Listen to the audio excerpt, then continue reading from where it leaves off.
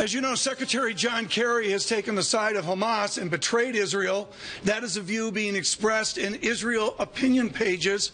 Israel's finance minister is Yair Lapid. He joins us now from Tel Aviv after the extensive attacks on Hamas and Gaza overnight. Minister, wonderful to have you with Bloomberg Worldwide. You will have a security cabinet meeting here in a few hours. What will be discussed by you, the Prime Minister, and the rest of your leadership?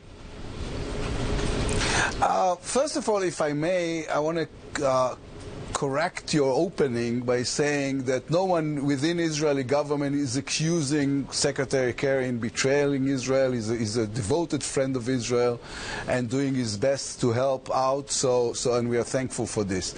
Aside from that, we have to discuss today the fact that Israel has already agreed to 3 ceasefires, and in all 3 cases Hamas has fired upon Israeli citizens using the ceasefire because this is what they do. They are a terror organization, and they act, think and do what terror organizations do. So we have to deal with that and see what we're going to do about it. I want to point out, sir, that within the introduction we did not say that the Israeli government had cast aspersions upon our Secretary of State. We said it was the opinion pages of various media. Minister Lapid... No, of course. Well, Of course, I didn't accuse you of anything. I just used the opportunity to reassure the kind of friendship we have with Secretary Kerry. Right. Minister Lapid, as we stand in these moments, and particularly the increasing attacks last night, one of the distinctions is the United States using Egypt or Qatar or Turkey as emissaries to Hamas. What would Israel like us to do to bring peace in Gaza?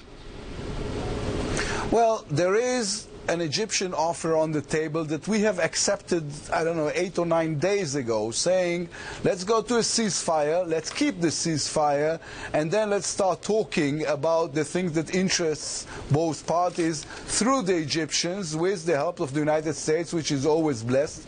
And this is what we want, is a demilitarization of the Gaza area, because no country on earth would tolerate the fact that they fired more than 2,500 missiles over Israeli citizens in these past days.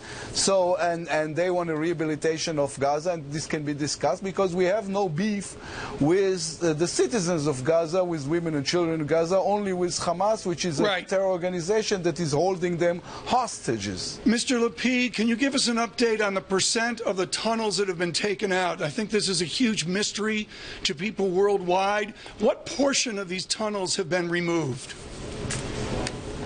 Well, I cannot go into the exact number because this is operational.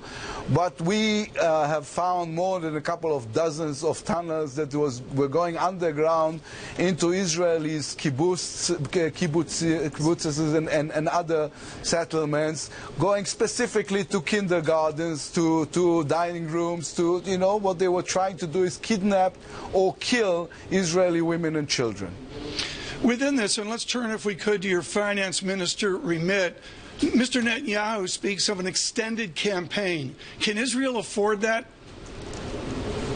Yes. Yes, we have a very, we have a strong economy. We have a low deficit. We have an A+ rating from all rating companies, and this operation, as expensive as it is an episode within the economical life of Israel. So there's nothing to worry about there. I would agree with that, but at the same time, as so many around the world are critical of Israel, will you see a diminished GDP, a diminished economic growth because of these attacks upon Hamas in Gaza? No, I'm more worried with if anything, is with the decline of world trade, which has nothing to do with this operation. If I have to worry about anything, but as I was saying, Israel. I mean, we are following the numbers and we're checking the details on daily basis. But I'm telling you, as dramatic as it is and as eye-catchy as it is, this operation is not something that even touches the fundamentals of the Israeli economy. One final question, if I may. Minister Lipid, of course, we look at the shekel as a litmus paper for the system. We in America know that Stanley Fischer with the central bank did such a wonderful job stabilizing your banking system. It is an ever stronger shekel. Do you wish, hope, and pray for a weaker shekel to sustain exports, even with what's going on in Gaza? Well, it's always the dilemma because, you know, the fact that the shekel is so strong is a result of a very strong economy. We have a strong currency because we have a strong economy. And, you know, as Minister of Finance, I want to have a strong economy. But on the other hand, this hurts export. So it's a game to be played. You know what? This is also answering your former question because after 21 days of this operational mode, the shekel almost wasn't touched by what is going on. So I want a strong shekel because I want to have a strong economy. On the other hand, I think it should go a bit lower. Minister, please give us an update on the Tel Aviv airport. We see longer-range rockets from Hamas. If they were to get those rockets or those missiles towards the Tel Aviv airport, Ben Gurion airport, how would that change the dialogue? Well, listen, the FAA have stopped the American flights to Israel, and it was a mistake, and they took it back after a few hours. I already insulted LAX in CNN saying that that Ben Gurion Airport is safer than LAX, so today I will insult JFK in saying that the Ben Gurion Airport is safer than JFK during the winter. That's terrible. That's outrageous. Just be sure you don't criticize the food at LaGuardia. That would be completely irresponsible for the finance minister of Israel. Mr. Yair Lipid, thank you so much. Greatly appreciated. He is the finance minister of Israel.